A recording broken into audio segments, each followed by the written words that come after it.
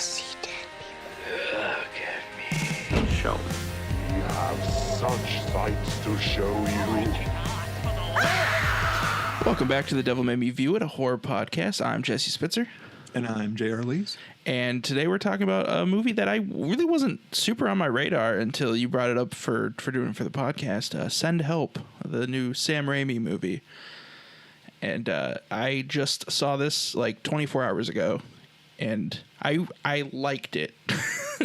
Yeah, you sent me a very cryptic text saying, okay, I didn't love it. Yeah. I wanted to, but I liked it a lot. Yeah.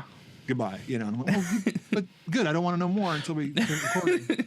Yeah. Before we get started, what is your history with Mr. Samuel Raimi? So I grew up with Spider-Man, so that's probably my first my first introduction to him. And even like as a kid, I remember watching that movie and being like, this movie is like something else. Like it feels like a comic book. It's so cool, like the style in it and everything. I didn't really get into kind of the horror side of things until I was in college. I watched the first Evil Dead, really liked it. I still have not seen the second one all the way through, which is crazy. A film made for you, sir. Yeah. Every time I see a clip from that movie, I'm like, wow, I should really sit down and watch this movie. And then I love Drag Me to Hell.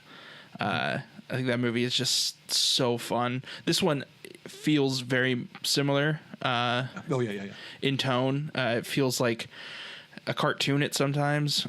It's very Looney Tunes. But yeah, I like Sam Raimi a lot. I don't think I've ever seen a movie of his that I was like turned off completely. What about you? Oh, it's great and powerful. Oh, sorry, I had a I've never seen that.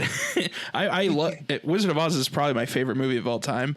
See, everyone that loves The Wizard of Oz or likes Wicked has always pulled me aside and say, your guy ruined that. That Oz, the great and powerful. I'm going, it didn't happen. Yeah. It never happened. That's actually fake news, a deep fake AI. I just avoided it at all costs. See, I saw it the same way I saw most of the Raimi stuff. Is like, I'm just curious about it and then I'm like, yeah, that's a lot. Same Raimi deserves like either complete freedom or no studio wrestling, because when the studio comes in and mess with him, you get like Spider-Man 3 and he's not happy and no one's happy. But I don't know why he made the Oz movie. I don't know if it was he owed a favor to James Franco because they got along from the Spider-Man. And then you watch and there's not when you see it, eventually it'll come up. It'll be somewhere you'll watch it. There's not a whole lot of like Raimi flourish to it, and I don't see what attracted him to it. I don't know if it was a paycheck. Like I have no idea why he did that one. Yeah. But we're not doing that one right now. I knew Raimi from even before watching him, like from. I knew Evil Dead was like a serious horror movie, and the name Sam Raimi sounds kind of scary. Like Raimi, it's kind of like Romero. It's like Fulci, back then Fulci. I don't know how to pronounce things. And there was a horror video like movie guide that just listed off reviews that Fango put out, and there was one. It was Evil Dead, and the photo was this skull. I thought it was covered in vomit. It was like melting from the Evil Dead, and then the name Raimi next to it. One that's just a scary name. That's a movie that I don't know if I want to see that because it looks so like gritty and gross, like the way people think the Chainsaw is. Sure. So then when I finally see Evil Dead 2, I think I saw the Evil Dead like got from like a Casey's or someplace with a friend, and I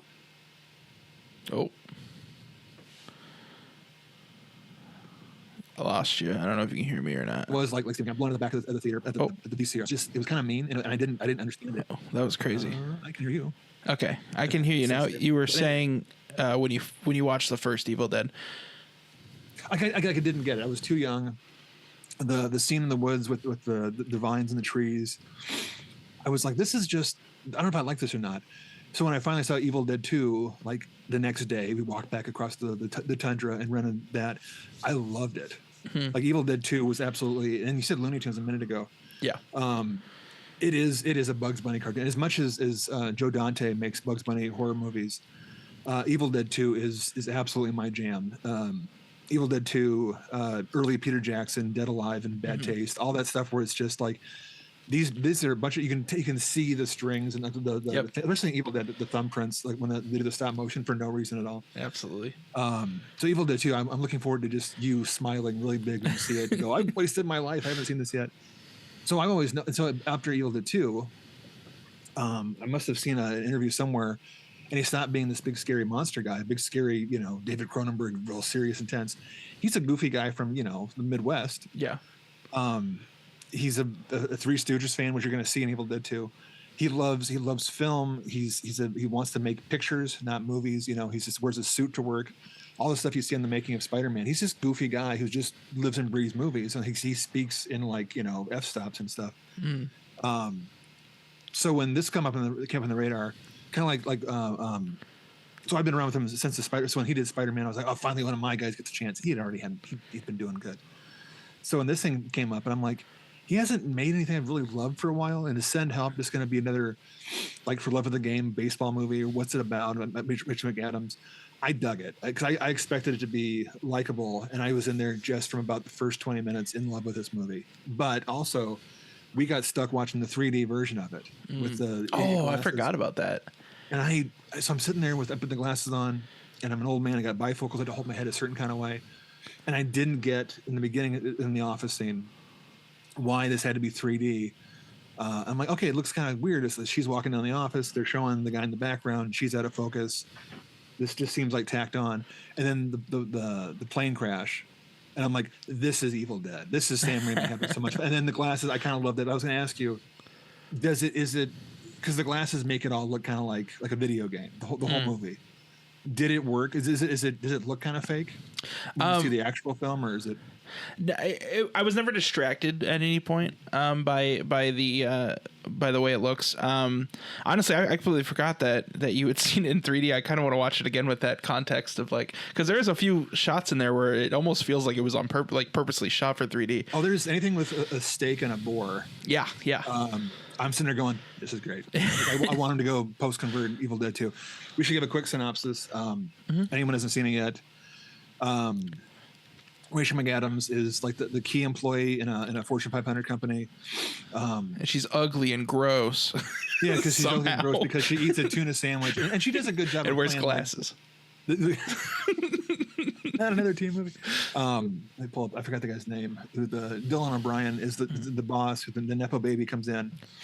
The cliche dripping gross guy, and she's the employee they have to have. Machinations happen to get in a plane together with the whole team to go off, and there's no one's fooled by how the movie's going to go. If you're watching Send Help, you've seen a poster. Yeah, the plane doesn't make it very far. As soon as the plane hits some turbulence, it turns into Evil Dead in the air for about 30 seconds, and I absolutely, from then on, I was smiling like an idiot. The front row, same, eyes out of focus, on the island, and it's still the genius info dump on the plane before it has the crash. All the big alpha males are watching Rachel McAdams' Survivor audition tape. Yeah. And I'm sitting there just cringing because I feel so bad for her because she's they're making her try hard, and she's up there and it looks like the most authentic bad video. I've seen a couple submissions of tapes. I've had some friends that have done off to Survivor. A friend of mine painted his white horse with black stripes, or maybe it was a black horse with white stripes to make like a zebra, and then rode on his farm. That's awesome. And I'm going, I love that so much. I wish he would have been picked. My brother, I've seen those. Yeah, my brother Cody auditioned for Big Brother, and I'm pretty sure I used the exact same font that was in this. It's so on the nose, so perfect. Yeah. But then you're sitting there, you're like, your heart breaks for Rachel McAdams again. That's her job, to make your heart break. But you're also going, I'd make fun of her too. And they get to the island, and of course the sun, the nonstop sunshine does her good. Like it dries her skin out, which is the stupidest thing. And he's sitting there, he hurts his leg in the way in the plane crash, so he's laid up. I remember in an interview, Raimi goes, "Okay, all I want to do is when I make this, I make the movie, make the picture. It's not. Don't call it Castaway meets Misery. It's not that. I don't want to say that. That's the first line of the synopsis. It's Castaway meets Misery because he's laid up and she's like the Kathy Bates kind, and it's not like that because we're not supposed to think that she's the bad guy. But I love how he's constantly put in his place, and then just the craftsmanship of like there's little bits in there. There's moments where, obviously he's an idiot. He can't do anything. His hands are soft. She's off she's fishing for him. She's building shelter. She's keeping the rain away. She's keeping the sun off his face. And then and there's a line in the trailer where like he's like, I'm your boss, and she's like, bullshit. Yeah, not anymore. You were my boss, not anymore. And I was worried it was going to be a whole thing where she's going to be downtrodden for a whole movie, and then at the end, fight back. It lasts about 2 minutes. Yeah. And then she's like, oh, okay, well, fuck me then. And she walks away and just goes down the beach 20 feet, eats, fishes, sits there and like, sings a song. Yeah. And he's just like, I can do this. And he's just wallowing. You're watching his skin melt. It's just, I loved it so much. This guy, Dylan O'Brien, I didn't know who he was before this. I think I'd seen him in like A Funny or Die. I know he was on Teen Wolf, the TV show. I'd never seen it. Okay. But he reminds me so much of Adam Brody. Yeah. And I was like, oh, that could be the same. But he brought his own thing. Like, because the fact that I didn't know him made it better for me because he's going to be, I want to see him die. Yeah. So much. But you said in the text, dear sir, that you didn't love it. Yes. Defend yourself, man. I will say that this is going to be getting into spoilers pretty early on here. So just if you haven't seen it yet, first of all, if you have a chance to see this in theaters, you need to take it.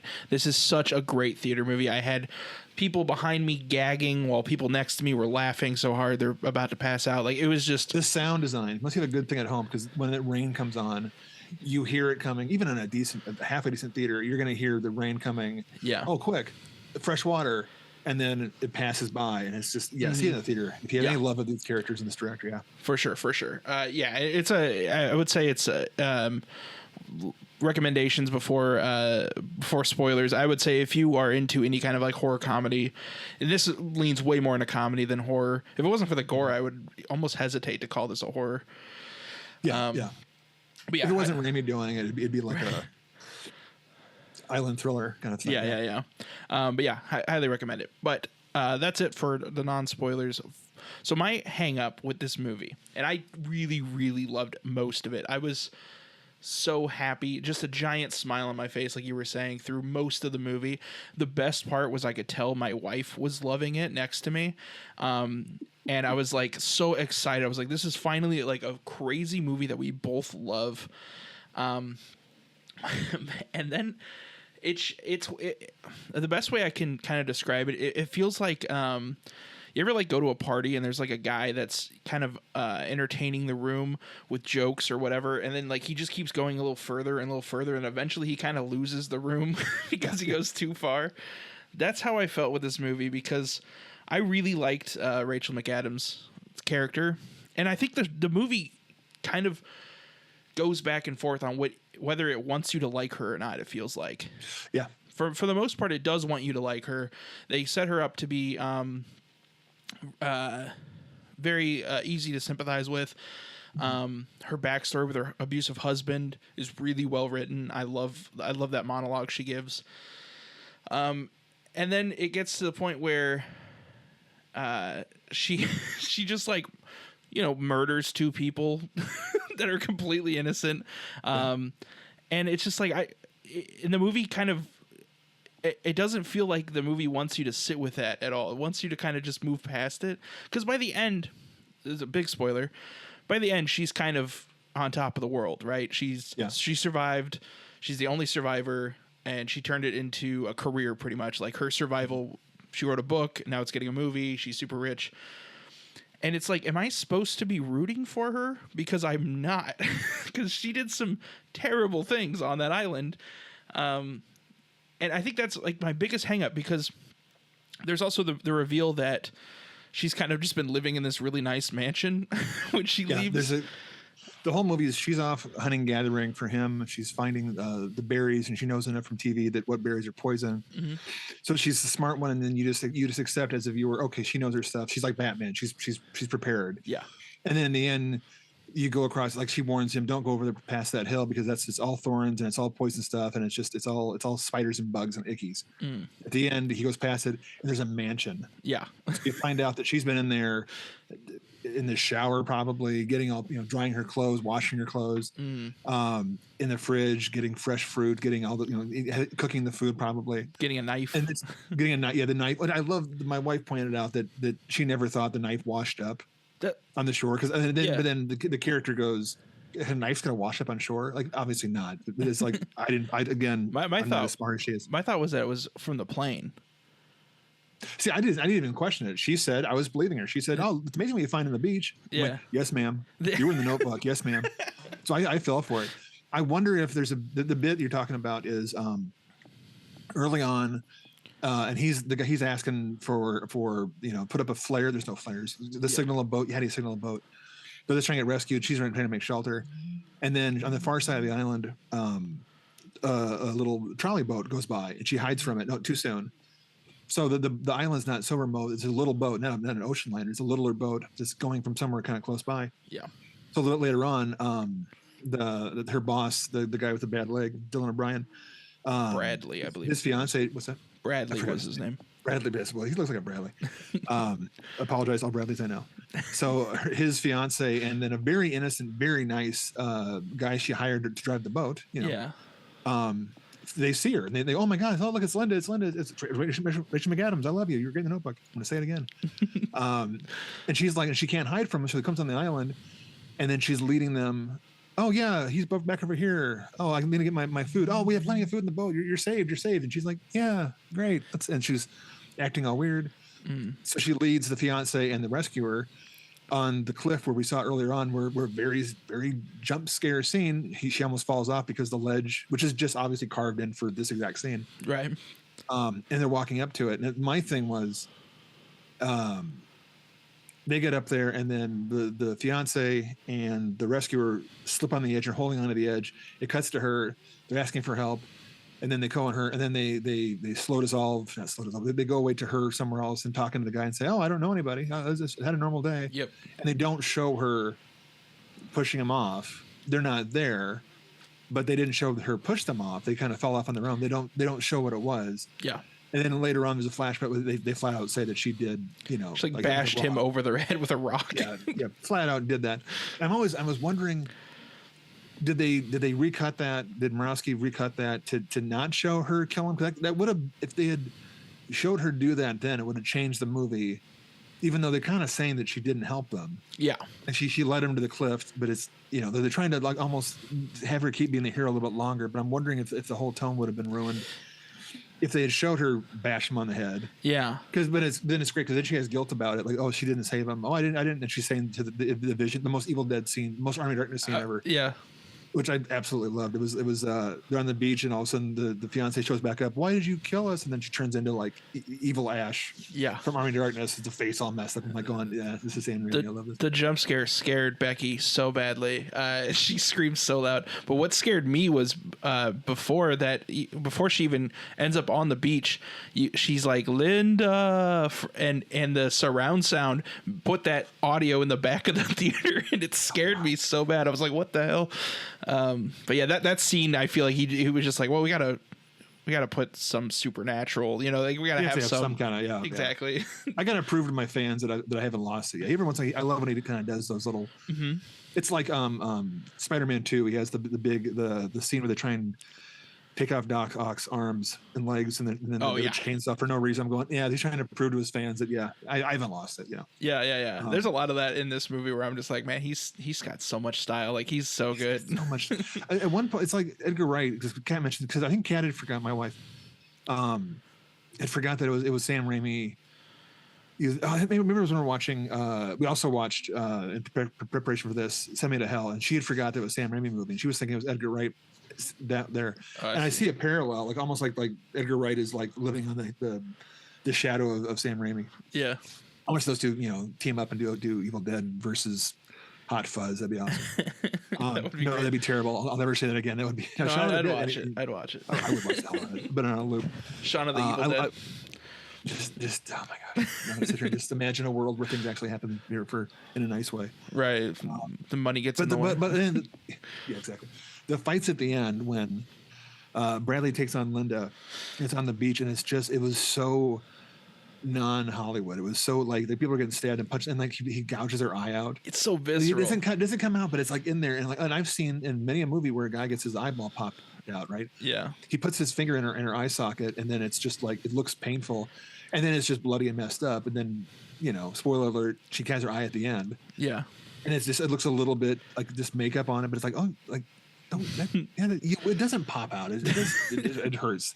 And then knifey, and I love the golf clubs. There's so much in this movie that there was one line at the end when there's a jump to like a year later, and Rachel McAdams is now famous and she's the hero, and then she survived this ordeal, and the lady's talking to her how you escaped the island and you took a boat off. I love the line. You made yourself a boat and left the island, which was Bradley's idea early on that did not work out. Castaway did not work out. And I'm sitting there going, well, but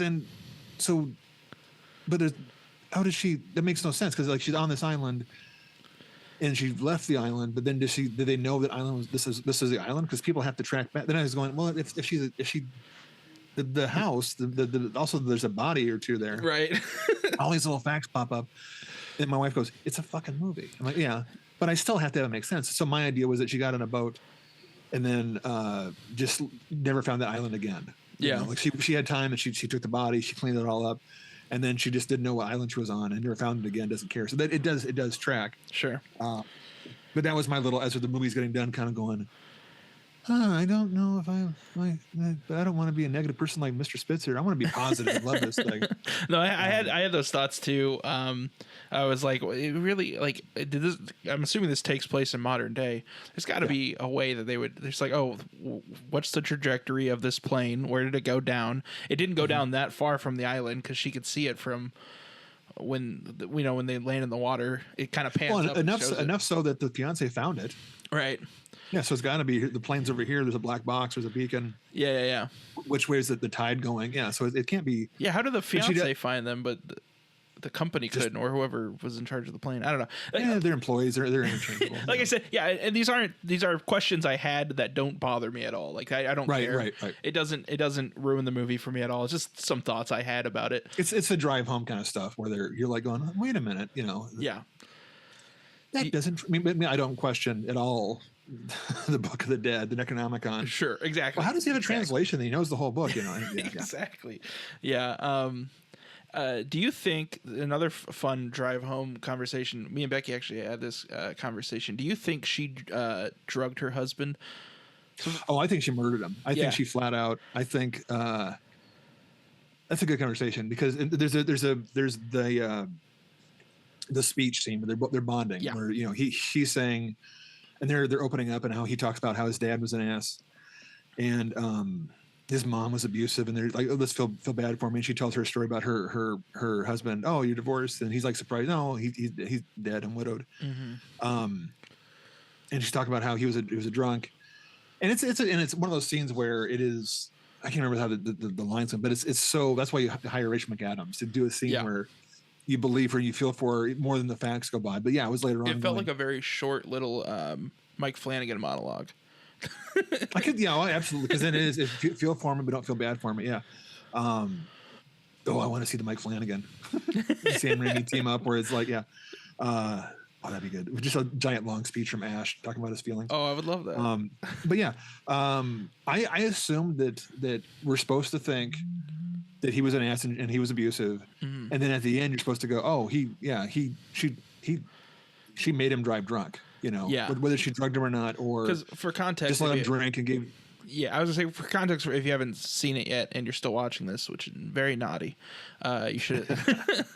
But she said that he would drink all the time and she would always hide his keys. And then one night he got so drunk and violent. She doesn't specify exactly what he did. She says he did something for him very bad. Yeah, even for him, which is just heavy and dark as all hell. Yeah. And so she put the keys on the table and poured him one final drink, and that was the last time she saw him because he went off and crashed. I just feel like the inclusion of like I poured him his last drink. First of all, fire line. It's a great line. I love that line. Yeah. But it feels like a little bit like it could be like a little wink and nod, just like, oh, I wonder if there was anything else in that drink. But It's weird because when I was trusting her, alcohol's enough that she would feel guilty about and free. But then at the end of the movie, maybe she did put a little something else in there. You know, mixed any kind of over the counter or prescription thing, and he would take the blame for it. Yeah. That scene is so good. She does such a good job in that scene that I'm sitting there going, well, we don't see the her putting any pills in the I saw the glass and I saw him being on it. No, there's no flashback. There's no doodle doodle. It's just her delivering a monologue. Yeah. But I remember that scene, so I was like, exactly. Oh, God. Yeah, she paints the picture so well. So yeah. That was a scene too where I was kind of like, man, do I want them to end up friends? I never wanted them any kind of romantic. I feel like they would not be any kind of romantic situation, would not work well for the two of them at all. But I did see for a moment, I got like a flash forward in my brain of like an ending where he's the VP or she's the VP and like they're, running the company together. I'm kind of glad it didn't go that way. It goes very much not that way. Which is another thing that it's just like this movie has so many moments where it kind of stops and slows way down, and it just gives you these character moments, and it really wants you to like these characters. Because even Bradley, who's a monster for like the first chunk of it, completely like unlikable. He has great moments too, like where he talks about his abuse and how he's like monsters are always made while referring to his father. Or his mom. Because he mentions his grandpa was a exactly. And it's like kind of like that self-awareness was kind of cool. It was like, oh wow, that's it's neat to see, and I'm starting to kind of like these characters.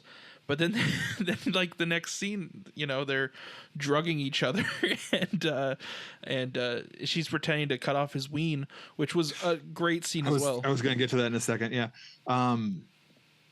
That was such a good scene.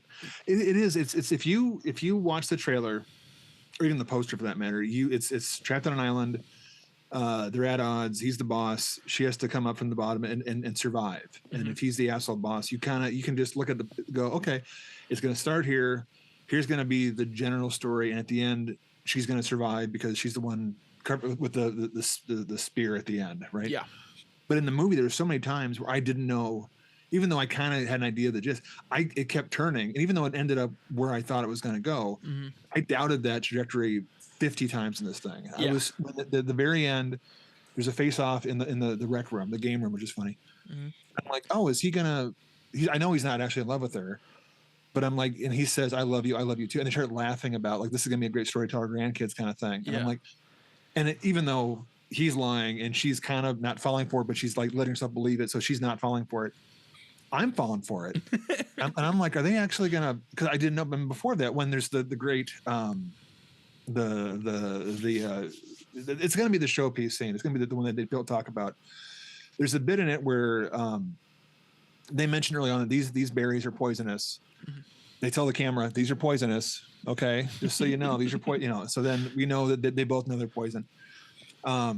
Ass Munch gives her dinner. And he makes this big deal. I'm going to make you dinner. What do you want to have to eat? Like he's basically courting her, just playing up the eyes. And I'm the rich guy, Right. And then so she eats the food, and then she gets kind of sick, and she's been drugged, and you're thinking that he's been poisoned. Then he runs out and gets the boat he made when no one's looking. Which again, how did you not notice him making the boat? You find out at the end. Well, she was off at the house watching MTV. Yeah. He had time to make the boat, so he goes off. And the boat doesn't like just like she said, it does not work. Right. The boat is a terrible idea. You're in the middle of the ocean, it doesn't work. He goes back on shore, and now to get her comeuppance, she and the poison, the berries weren't at the poison, it just made her sick. Right. But she's not the idiot, so she knows what's going to actually work, and she gets them like blowfish or it's like a squid. Yeah. Yeah. It's like it's a smart, which also might have been a drug in the house for all we know. Sure. But she paralyzes him from like the eyeballs down, so he can't move his eyes. He's just looking at her, and she's like, "Okay, you've been, a real piece of shit. and I can't have this happen again. So, and then it's not his point of view. It's never like the hokey, found footage kind of shot. Yeah. It's just we don't see below the waist, but you see her pull off his pants, tug away, because it's when the tugging to me got me was like, that's such a violation. Yeah. But also very real, because your clothes are wet, and she's like, okay, and this is in no way is it ever played off as being like an erotic or a sexual thing. It's like, oh, I have a knife out and I paralyzed you. She's doing surgery. She's doing surgery. This is hard candy, the new version of it. Pull the pants off, shows the knife, and goes, I'm going, okay, and she has it. She gives him credit because she has her hands off camera. Okay, here's this, and then like pulls out his wang, as you so eloquently put a second ago. I'm old. To me, it's kibbles and bits. Sure. So, and she has his, and he can't look down. Whereas with me, I couldn't see down anyway because of the gut, but he can't look down at himself because he's paralyzed, has a knife. And I'm like, okay, is this going to be a threat? Is this going to be real? Because I mean, it would elevate it if she did cash her in right there, but they're not going to do that because he could bleed out. What are they going to do? Right. And all of a sudden, she's like, little guy, and then this big splash of blood hits him in the face, right in the mouth, right in the eyes, and I'm like, oh. Fuck! This is Raimi. Raimi's never done this. This is going pretty far. This is like Revenge on the Guys. And she's freaking out, and then she's like, "Oh!" And then she's kind of like making the little cooey face, and the little poor guy. And she pulls up a dead rat, and I'm like, I fell for it 100%. Me too. I don't, and it's just because if this had been a studio movie up until this point, I probably wouldn't have fallen for it. If this had been anyone besides, if it had been some, like a even a Blumhouse where it's the guy make the money. I thought, oh, Raimi's going to go there. He has the clout, and he goes, I want to go in here, give me $1 million. I'm going to castrate a guy on camera. I'm going to kill Teen Wolf. But then the rat pops up, and I'm just like, that is so. Oh, okay, you got me. I'm not gonna. Yeah. I can't doubt you anymore. With my analogy with the guy at the party telling jokes, that was like the moment where I was like, okay, this movie's losing me a little bit. Like, that's a bridge. I get it. He just poisoned her, and that's messed up for sure. And but like, yeah, mutilating his body is just like such a next step. Yeah. So when that rat reveal happened, I was just like, oh my god, I love this movie. Like, this yeah. Because then it's like it is doing what it's doing. It owns me. Yep. It's taken me on a trip. I've never seen it before. There was a point where after that, I'm like, well, what if the island it's got like Stephen King Survivor type? What if there's no food on the island and they have to like fight, eat each other? What if this is where like all the food's gone and then she's gonna just slowly eat him for the next? But it doesn't work. Like, what if that movie's gonna be like? It's been done. Yeah, I get you. I kind of want to see that though too. Also, yeah. Because she's out of fish. She wants some. She's tired of surf and turf. She wants a steak. Yeah. Anytime I was swaying off loving it, in the very beginning when he's at the office still. He cares more about golf. He's got a golf thing, and when she's trying to fight for her job, he's like, "Yeah, okay, I got a little putter here. I'm gonna talk to you." And the most practiced speech he gives her about motivation and you'll prove yourself. And he's putting in the office, and then on the plane with all the good old boys, they're talking about the golfing in Japan, and she's off working. And I love when she's saving the business and she doesn't save it. It's a nice little touch. Yeah. So then at the end. When the golf clubs are behind her, I'm like, oh, she's gonna get the golf club, and then and then she does, and I'm like, that was just such a beautiful, boom, the actual phrasing, the motif, It was just such a I loved it so much. And any little problem I have with it, it's the kind of thing if I loved it less, I wouldn't have noticed those little inconsistencies. But the movie is so good that you start kind of going, oh, I love this movie. Okay, but I have to acknowledge that. But still, I still love it. I still absolutely like the fact that like his beard doesn't grow enough. Sure. And in a couple of scenes where his beard looks more full than less full, I don't care. It's just and I didn't notice that until I was watching some interviews afterwards and showing like the clips and certain things. I'm like, oh, that's in the middle of the movie. Yeah, I don't notice it when I was watching it, but he has more beard halfway through. He didn't shave anytime, so yeah. Sure. Yeah, and I'm definitely getting there. The more I talk about this movie, the more I think about it, the more I am just like willing to forgive the stuff that does bother me. I think it really is just the fact that she murders two innocent people, and like the movie kind of just wants us to just move past that it really bothers me. They have that moment where she kind of has regrets and things, and she has the nightmare obviously about it and stuff. The guilt, yeah, the guilt, but it just doesn't feel like it just feels like that if the tone of the movie was a little more cartoonish, maybe. Maybe it would work for me more. I also just feel like her keeping the house from him was like bad enough. Like I think that's because that's a forgivable amount of bad. It's like the boat comes and she doesn't say anything. She could have gotten rescued, but she's like, no, I'm not ready to leave this island yet. It's like, oh, okay, she sucks in that moment for sure, but like I can forgive that. And then the reveal, she's actually been living in this mansion this whole time. Like that's actually kind of funny and dope. Yeah.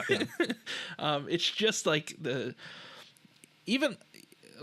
fiance didn't deserve to die, but like that guy was just some dude. Like, the dude was great because he was trying to help her out and he was so nice. And you're safe now. You're safe. And he didn't understand why she's not happier. Like he's almost like she's in shock. Yeah. Right. And the house I love because they showed her apartment early on, her 1-bedroom apartment kind of thing, and her bird. And then he's obviously a rich guy who's never had to work in his life. So I kind of like that flip. But yeah, I don't. It's a weird like if they had talked more that she had actually killed her husband, and maybe that's what we're trying to find, like who the hero's going to be. But then we paired this one up. We also watched. You mentioned Drag Me to Hell. Yeah. And then the character there isn't also 100% perfect. And sure. Does the female lead have to be all good or all bad? Yeah. Because she kills a cat in that one to try and save herself. And I'm like, okay, and if it had been a guy movie, guys can kill 100 people in a row, sure, to get what they want. But the fiance didn't deserve that at all. Yeah. I wonder if that's why they tried to hide the fact that she had pushed, but it's like.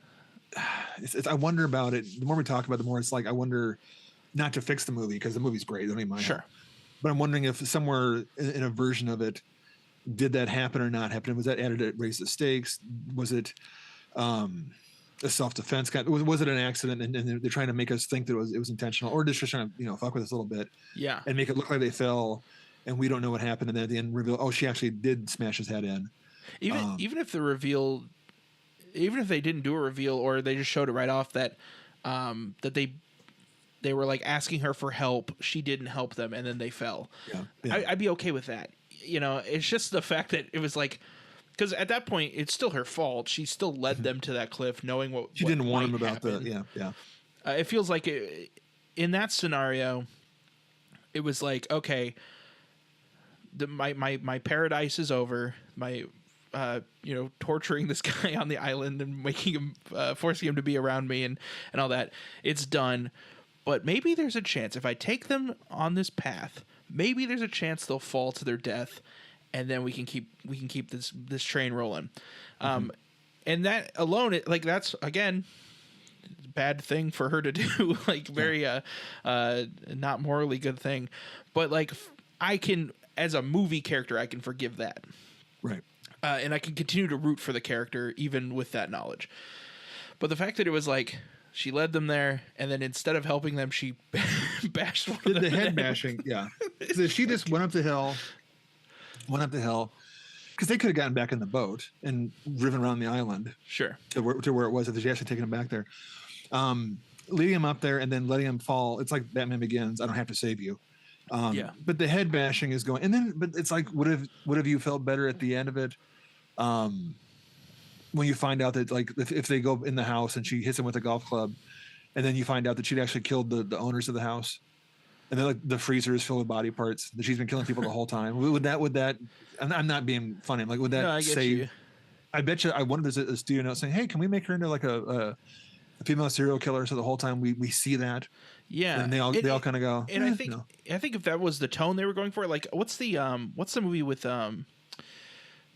I'm annoyed that the only person who I know that's in this movie is not one of the two main characters, because it's two female leads, but Jack Quaid's in it playing a high school kid, and it's really funny that he. Oh my god! It's like two. Tragedy Girls. Yes. Yeah, that movie is movie. Like you are rooting for serial killers the whole time. Mm-hmm. But it's the whole time. Yeah, exactly. You go in knowing that I love the Tragedy Girls. I do too. That's one of my Yeah. And if it was like that with this, then I would be a lot more into it. If there was like the shoe drops early on, like like even if they're on the island and he's still like his leg is still messed up, and they're having that conversation about her husband, and she's like, "No, I murdered him," like then it's just like, oh, okay. so this is just kind of what that character is, but it's the fact that they try to make her so sympathetic, but then also just have her do these bad things, and then the movie doesn't really sit on those bad things. It just kind of brushes past it. It kind of feels like when they turned Freddy Krueger into a child predator in the remake, and it's just like, man, he's not fun to root for anymore. Yeah, it's kind of it was. We forgive the child killing in the original series, but then he's kind of it crossed the line when he's the ice cream thing. Right. I think for me, if on the cliff, when they slip and fall, and then she's holding on the cliff for dear life, kind of watching and being all scared. If she had just sat there and kind of like Macaulay Culkin did from the Good Boy, is that the Good Boy? Yeah. What a reference. And just stared at him and let him fall. Mm-hmm. The rest of the movie, the stakes would have changed. And then she'd kind of played it. I've got someone's face in my head. It's not Kathy Bates. But if she had sort of like sat there and just watched him fall very coldly and not done The Rock but it's still, you could have had it. I'm not trying to correct this movie because I do love this movie. Yeah. But if they had showed that she is stone cold right there, and then on the beach, she could almost be like still catatonic, like she didn't know what she was doing, and then you could have what's the cake and eat it too kind of thing, gluten-free cake. So on the beach, you could have guilt about it, but when she's actually watching it happen, if she had been stone cold, then it would have been okay. She's kind of doesn't know what she's doing, but the Rock and it's just I don't know. No, you're right. This movie's fucking sucks. No, I don't. God, this movie is trash. I don't want to. Yeah, I don't want to spend too much. I mean, we spent a lot of time already on talking about this, and this movie has so much good to offer. I don't want to get too hung up on the one issue I have. I really just think that honestly, if the fiance never came back, and just have the reveal be that she's been living in that house this whole time, I think that makes her. But then it makes her a dick, not a bad. You know what I mean? Exactly. Like if you're right. So then it's almost like then it's no longer a horror movie. Then she's just being a dick. Yeah. Which is, I still enjoy the movie, but it's like, is that enough? And is that again? Oh man. I want to ask like the screenwriters that they're on like tweet at them or Blue Sky and say, hey guys, this is just us talking here, right? Yeah. Was there a version of this where yeah. Oh, and I love the boar. The boar scene is so they're good. sitting there as a 2-year vegan by marriage. I've never seen CGI pork that looks so good. When they're going into it and they're talking about it, and it's when they're eating it, it's not CGI. Right. But I'm sitting there kind of going, I'm so glad that the boar looked fake. Yeah, me too. So I'm not mad that they had to kill, because again, they're not going to train a boar, but it was something, it made it so much more fun. Yeah, that they have to do it to survive. But there's fish. They don't need to eat a pig. When that boar first showed up, Becky leaned over to me, and we have a little cat named Nugget, and she goes, "That boar reminds me of Nugget." And then it just gets brutalized, and like in the middle of the brutalization, she just leans back over. She goes, "That boar does not remind me of Nugget." Although they're eating nuggets. Yeah, that's true. Yeah, that's yeah. true. Oh, it's so good.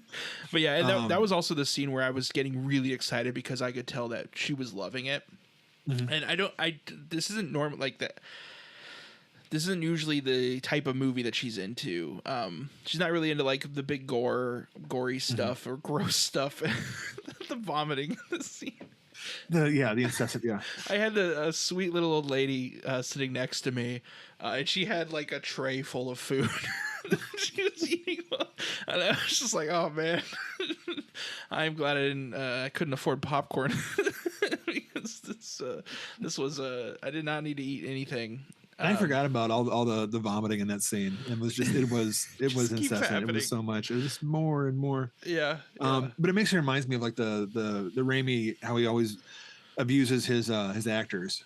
Oh, sure. Obviously, like when you do see Evil Dead 2, make sure when you see it, make sure you watch a copy as the making of, because you're gonna see so many times that they're just beating the crap out of Bruce Campbell. Yeah, my mom actually got me it was the Bruce. It's the no, not Bruce. What's his name? Ash. What's his name? Ash Williams? Williams, yeah. Yeah, it's the Ash Williams Blu-ray set. So it came with the first 3 movies and then like the first season of the TV show. Oh, sweet. Yeah, I definitely need to watch it. I need to be nicer to your mom. I'll get some presents too. She got for me for Christmas. See, that's the proper gift for you is the Ash collection. Because like it's Campbell's getting beat in the face. It's Sam Raimi off camera with a stick. There's a bit where you're gonna love to, where he's like tied to a cross. All what you're seeing is him flying through the woods. Where they did it was they tied him up on a cross and then on a hydraulic, and then they ran through the woods and he spins, going through the branches. But it's on his face. They didn't do any of that. Yeah. So when there's the branches that hit him in the face, it is Raimi hitting him with a stick. They joke that's where his scar came from. I don't think that's true. That's funny. And then that one, and then they have him underwater, and then there's bits in like Spider-Man.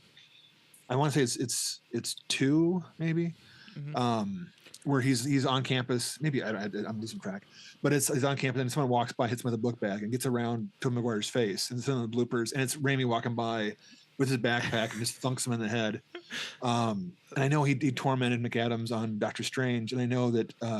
Look at all of Drag Me to Hell. Oh sure. All the vomit, all the bloody stuff, and it's messing with your actors. Yeah. So he has his history of it. I can't imagine what they did to these guys in this movie. Like the vomit scene, or just or half of these things. Bug. That was the one that got me, because I'm sitting there kind of going, and then he just. And then there's a piece stuck in his mouth that he has to pull out later. It's oh god. And then he plays it the embarrassing. I love the little bits in the script where he has to pull out the crab, not the crab, the roach, the ocean roach out of his mouth, and then before that she had a little bit of tuna in her mouth. Oh yeah. And so she's all like, the seafood kind of stuff. All these little lines like that. Just like. Yeah, both of their performance was fantastic as well. I really got it. He did such a good job in eating the bug. His performance in that of the excitement to see the bug, the triumph after eating it, and then like the immediate regret and disgust is so good. And I don't think he says a line in that entire sequence, but you just see it all on his face. It's so good that I don't know if it was a real bug or not. Right? Yeah. I'm assuming it's not, just because why would you? Right. Like I bought it because he reacted like the crunch, and when it kind of like you watch his jaw kind of go clenching out. To like. So good. And then when he's getting his when he thinks he's getting his ween cut off as well, he's just like whimpering, and he just looks so upset. And I think his like realistic reaction to a lot of situations made me like that character more too. Oh yeah. His speech about his family made me kind of go, I got to stop looking at the stereotype, and he actually has. Not doesn't deserve any of this to happen to him. He has a great line at the end too, where he's trying to trick her into thinking that they're in love, and he says like thank you for doing something no one else has ever done before and taking the time to teach me something. And it's like, oh man, that's such a good line. It sucks that he's such an asshole. Wish there's a better character saying it than him. Exactly. His performance was just so good. I think this movie might be one of the funniest movies I've seen in a few years. I think the only time I laughed harder than at this movie was the ending of Weapons. Okay, yeah, I can see that. Because I was, and my wife too, we were just cracking up the entire time, and like the audience was like screaming with laughter at times. Well, Raimi's a comedy director. I mean, it's as far as he doesn't like horror movies. They scare him. They gross him out. He likes making people laugh. He thinks making them throw up is funny. Not in a cruel way, but like look at when he's. I mean, Army of Darkness. You can't. That's a comedy. Sure. There's no point in that movie where you're being serious. When you get around to Evil Dead 2, it is played. There's Three Stooges jokes. There's literally, the pea shooter from Three Stooges. Sure. So it's like, I mean, even when the goth Peter Parker, emo Parker, is funny. Yeah. So this way it makes sense. He knows how to construct a scare and how to get the tension built up. But as much as he wants to gross you out, you watch him with zeal. Yeah. With making people laugh, he's just great at getting a like strong reaction out of you with absurdity, and it's like masterful in this movie. It's like definitely like not only does he still got it, but he's like doing new stuff that's like it's incredible. And again, the more I talk about this movie, the more I love it. Like I think I'm getting into the I'm loving it camp again. I really just I wanted to I think I could have walked away from this movie being like that is going to be hard to top this year. Yeah. And now this year's the slate is kind of dry, but this. yeah. But it's definitely gonna. I feel like it's probably gonna be a top 5 for the year, especially if I revisit it again before coming to that conclusion by the end of the year. It's just there's nothing else that you can see in theaters in the last several months that is nearly as creative and stylish and fun as this. There probably is, and I'm just not. Maybe Toxic Avenger. That was a few months ago, right? But yeah, I just. But even that, it's still a remake of something, just an original thought. Yeah, right? yeah, that's true. I'm trying to think of what else is coming up. Like this year, we have. Why is my brain just? I don't even know. Like this is the one I've been looking forward to for a while. For no reason. It's just because it's just Sam Raimi, and I'm so happy. It's like you said, he still has all of his chops. Yeah. And I wanted to do more. Mentioning how funny he was, Ash vs. the Evil Dead, he directed the first episode of that sets up the whole series, and that's hilarious.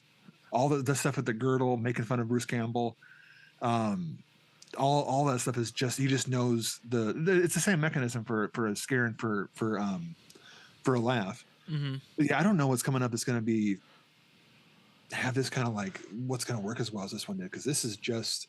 And I bet you when we watch it again, we'll forgive everything about it. Because it's kind of like we expect one thing, we'll go back to it and goes, oh, this is the part. I loved, as far as the last thing that my wife pointed out, that her karaoke song in the beginning, the Blondie, the Debbie Harry song that she says, that is such a cringe. I don't use the word cringe very often, but I was like, oh, I've been there talking to people half my age talking about something, and they're kind of going, yeah, okay, Grandpa, and they're just like trying to be nice to her because she works there.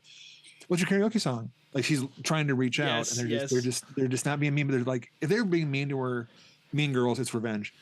But it was like, okay. But then at the end, when she's won, and she's in the car, and then Debbie Harry's playing on the radio with her bird, it looks at the camera. I'm just like, I didn't even catch that. That's so funny. Yeah, I again, forgot. This wife should have her own show because she's far better at this than I am. Yeah, but I'm just like, and the funny thing is, my wife didn't know the song until the end. That's funny. She was like going, oh, that's the connection that she was like, But I love the look of the camera at the end, and it shows that everything's intentional. And maybe that's the look that does kind of convey that she killed the husband. That this all was part of her plan to get this car, to get her bird right here. Like I've made it. Yeah, like this is the whole entire. There was a point where on the island, I'm kind of going, I'm so domesticated. Is her bird okay? It's been weeks. Is someone get it? Is someone? And obviously she knew. She must have known. She crashed the plane because she had someone set up to take care of that bird. I'll be honest. It was premeditated, man. I was afraid that was going to be revealed that she crashed the plane somehow. Yeah, that would definitely be a little like another bridge too far. Where it's like, okay, movie. I was waiting for someone at the end when it was the fiance and the guy. I was waiting for someone to show up even then. That she had other people on the island that she'd rescued from the plane crash. That she had them in other camps. Like she's like 2 timing them. And I was so then that didn't happen. I was kind of like, oh, and I don't know why I thought that. It wasn't like it'd be a good idea, but like, when they're escalating how bad she is, what if she does have other guys? That would be kind of fun. And their nuts cut off somewhere else. That could be like an Alfred, like a Hitchcock Presents kind of twist at the end. Yeah, because I remember that first shot of the island. It shows the cliffs, and it kind of does look like the island is segmented off into like different sections. So I could see that kind of being a thing. The other thing I thought that there was going to be like a resort on the other end. See, that was what I was making fun of. You've never seen Club Paradise? It's a Robin Williams movie. It's Robin Williams, and it's not an homage, and they're not referencing it because it's a totally different thing. I think it's Rick Moranis. It's Robin Williams. They buy a resort down in the Caribbean. People come down, and it's like hilarity ensues. It's no one knows what they're doing. Rick Moranis goes parasailing. If I'm getting this wrong, I apologize. I should look this up first.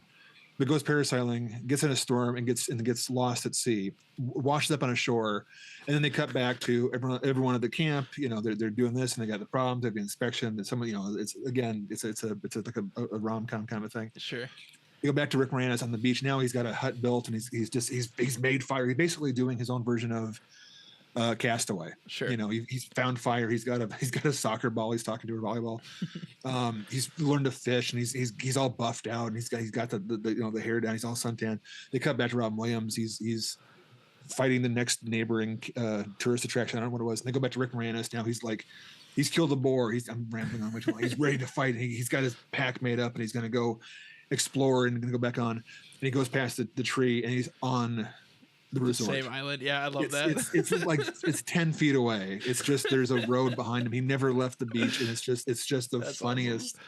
So when she had found the house, I was like, oh, she's in Japan. Like this is just Okinawa. Sure. But it's not. Yeah. I thought for sure that was gonna be the case. One last moment that I really want to point out is like a really fun. It just feels so Sam Raimi. It is so unnecessary, but I loved it so much. Was the right after we're introduced to the. It's the same scene where we're introduced to the boss's son, the new boss, and he just got done talking to Linda. Is her name Linda? Yeah. And they go back to the office, and he has just a little bit of tuna on his hand, and he turns to his I don't know, someone else who works underneath him. He goes, "Smell this," and the guy goes, "No," and he goes, "Yes." It's a power scene. It's a power scene. I love that. And then it like a really close shot up of like the tuna on the hand, and then the close up of the nose as he's sniffing and As everything. he has to, his nostrils flare, and he has to do that. It's just this guy's been. Yeah, I love that. That was the moment where I was like, okay, I love like this is like definitely Sam Raimi style, just like The silly hyper focus on that. Yeah. Yep. It's so good. And then go ahead. a minute later, when he's the trailer line where he's saying how the noxious fumes, we can't. The break room's for food, which is the most dick boss thing to move, right? And she goes in there and she puts her sandwich in the drawer, and it's the thickest tuna sandwich you've ever seen in your life. It's just the most mayonnaise, the most tuna, and it gets stuck in the drawer as the door shuts and just like oozes out. And that's like a second unit spent 9 hours getting that shot. And it was important because they wanted to show the connection between this and how she can't even get the food right. But it reminded me of Edgar Wright at the beginning of Shaun of the Dead when he's buttering the toast and hyper focus and they're doing the whole. Oh yeah. Yeah, a lot of really good. Great stuff. Great movie. I think I love it. Okay, there you've come. You come won back me around. over. You saved the show. And this is one where it's like I'm watching this and I'm like, oh, Rachel McAdams is really good, and I'm like, idiot. She's always good. I don't know why I thought because The Notebook is too popular, but like everything she's been in, I've liked her in. Yeah. Date Night she's hilarious. Obviously, like Mean Girls, she carries that movie. Yeah. Wedding Crashers, she's so funny. But all these things she's done, I don't know why I thought, it's going to be a rom. I have no idea what I went in thinking about. It plays it off, but she was, and he's good too. It was. Yeah. Yeah, I mean, and Danny Elfman, the score, he gets to do his big, loud jungle movie. Yeah, I'm glad you I want brought the that up. soundtrack. I wanted to praise the soundtrack because not a lot. I think there's not a lot of needle drops. There's only like two. I think just the one. I think yeah. Maybe I think the intro. There's like some song, I don't remember what it is, but just like the weird like kind of techno jungly stuff that was happening, especially during like intense scenes. The scene where the two of them are fighting in the jungle. Yeah. And when she's fighting the boar as well. The boar, and then all the like the score is the attack. It's the screech of the boar, and then the punches were all done with drums and whatnot. Yeah, yeah, it's really good. Elfman's he's been my guy for like ever. Sure, yeah. And then he did, and we just saw Dracula last night. The Luc Besson one is a sneak peek. Oh, yeah, and he did that one too, and it was good. It was kind of fascinating. Okay. Definitely you should see it next week when it comes out. Sure. It was. I'll probably like it better than you did because I didn't know what it was going to be. Oh, okay. It was a surprise movie. We got invited to. Yeah. We're pretty important. Got invited. No, in-laws had tickets, and but that was Danny Elfman again. So I'm seeing two Danny Elfman, and I always thought he'd retired because I remember forever ago when Raimi and Elfman like had a fight somewhere. So I always thought that he'd kind of stopped making movies, but idiot I am. He's been doing it nonstop the entire time. So, all right. The score. I would love the score to have like on, like just be able to listen to what I wanted when I'm off, not being out in nature. Yeah. So that's about all the time we have here. I'm gonna pitch this to you live on the podcast. I think we should maybe do a double up on Sam Raimi and cover Evil Dead 2 next week. I would love that. Yeah, I would love that. Okay. Because I want to see it more in this moment than I have in my entire life. So, and that's saying something. So yeah, I think that's what we should plan on. I think 100% you are correct. Alrighty. Well, and if you don't love it 100%, it's gonna be weird because your mom bought you the set. And it'll be you and her. It'll be you and her talking. And then we will call it a Midnight Meat Show because we'll have to rebirth it. Yeah. If you didn't like it though, give me that set. I want that set. All right. But yeah, until next. But you have to watch it with Becky. Okay. Okay. You might have to text Becky, let her know. But, not gonna. She has me blocked. Okay. Yeah. I'll definitely. I'll talk her into it. I think I could probably talk her into it. Okay. And anyone watching this, if you're out there, leave a comment if you thought. This is what I'm curious about because the conversation. I don't know who to recommend this movie to, because Raimi fans are already going to see it. Mm-hmm. Horror fans might not find it like real the hardcore that love all the that kind of stuff. It might not be gory enough for them.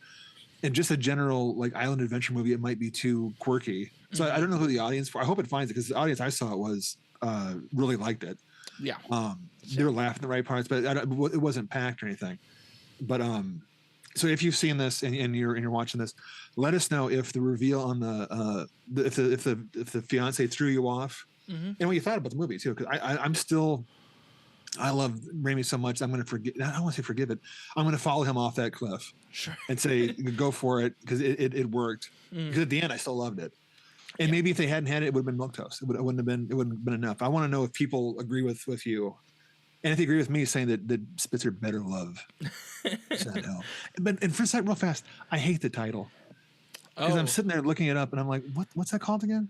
Yeah, it's like SOS, and I know I'm old and I'm forgetting stuff. But I'm like, what the fuck is the name of this thing? It's Send Help. It's a great thing. Could have just been called Help. But yeah. I'm gonna send you, or I'm gonna do a little peek behind the curtain here to when you pitched this to me.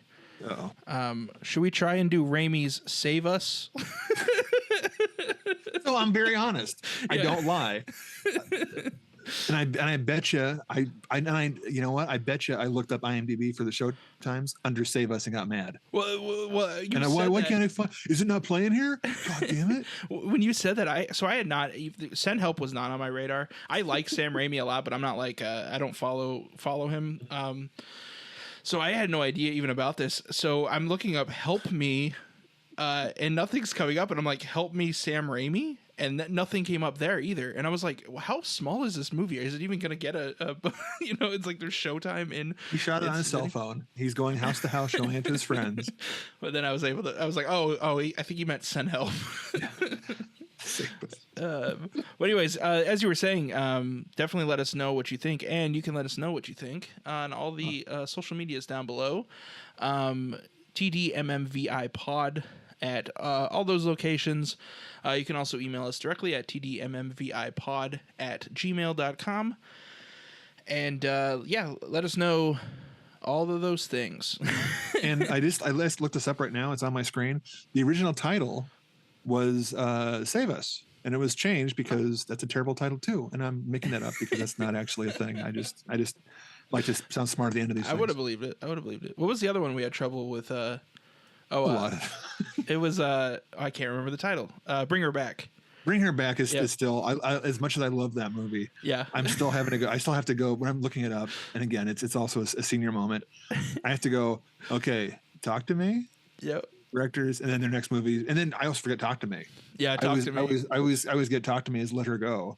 I always think let me in. Let me in, which again, let the right and I get mad because it's let the right one in. Oh yeah. What's the remake called?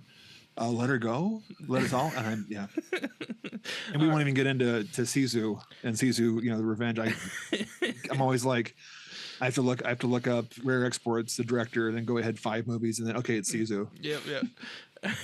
Anyway, right, folks. Yeah, until next time, when we're talking about Evil Dead 2, we'll probably talk about both of them because isn't the second one kind of like includes the first one, kind of? Well, A little bit, yeah. It's like they didn't have the rights to the use footage from the first one, so they just okay. they made their own remake. But like it sums it up in the first, and they don't follow the rules because there's different characters. But yeah, it's kind of like a remake. Is it remake? So like for instance, Silent Night, Deadly Night 1 and 2, I don't think are very good back to back because it reuses so much. Would you say that about this? Like, No, I think they both? were. You can watch them both 100% because the tone's so different, and also you could look at it as being that spoiler alert for a movie that we've already almost seen. You can almost look at it as being that it's he's in hell repeating his day. Oh, okay. You know, because it's not the same. When they do the remake, they don't get a house full of people, and it's not the same set. Gotcha. And it's clearly different, but it's just like they almost like one. It could have been. It almost could have just been Evil Dead, Dead by Dawn, and not have the two in it. Yeah. But watching him, you'll enjoy watching him back to back just to see the differences of it. And I want to discuss that. That's one of my favorite things about that movie is the changes he made after he's made the confidence of the first one, and then the first one got put on the video nasty. He got brought up on charges in the UK for making a movie that's obscene. Yeah, and he has to go in there and he's like, and again, he didn't know what he was doing. He was a kid, and he's like, so he's never tried to go back. Even when he's making the hardcore stuff, he's never as hard as he was in the first movie because he was just trying to be, you know. That's also a discussion for next week. Sure. Yeah. All right. When we watched Evil Dead or whatever the title's called, I can't remember the names. Well, until then, I'm Jesse Spitzer.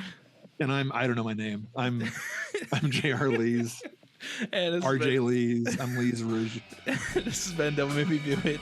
Thanks for watching. All right. I'm sorry, guys.